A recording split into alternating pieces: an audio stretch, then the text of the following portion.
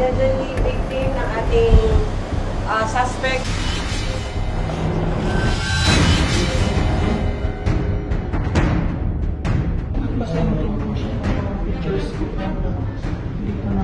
Pag nagpapasa ka ng picture sa kanya, ano ka pa nagkira?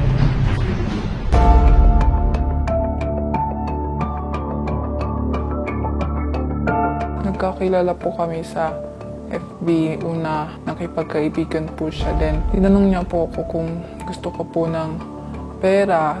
Tapos nag-offer po siya sa akin ng mga presyo ng pinapagawa niya. Nagsabi siya na safe po ako, na hindi niya po ikakalat.